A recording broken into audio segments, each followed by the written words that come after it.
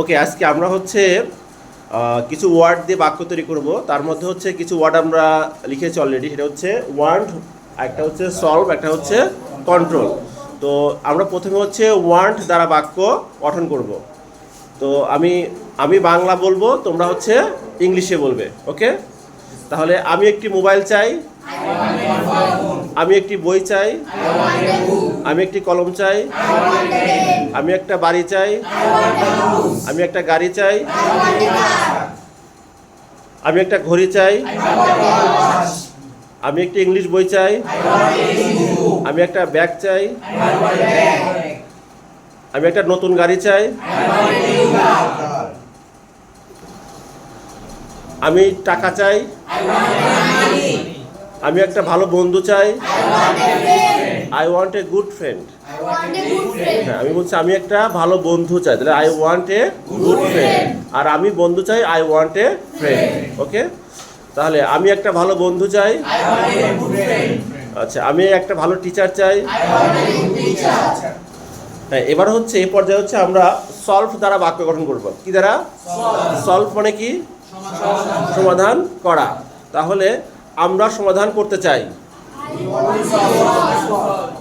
আমরা সমাধান করতে চাই, উই ওয়ান্ট টু সলভ। আমি সমাধান করতে চাই, তারা সমাধান করতে চায়, সে সমাধান করতে চায়, হি ওয়ান্টস টু সলভ। আচ্ছা, আমরা নিয়ন্ত্রণ করতে চাই, উই ওয়ান্ট টু।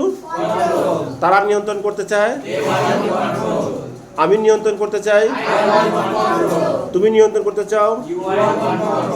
ওকে, এবার হচ্ছে আমরা শিখবো হচ্ছে কন্ট্রোল দ্বারা বাক্য গঠন করব। কি দ্বারা? কন্ট্রোল মানে হচ্ছে নিয়ন্ত্রণ করা। যেমন হচ্ছে আমরা লোডশেডিং নিয়ন্ত্রণ করতে চাই। কি হবে? উই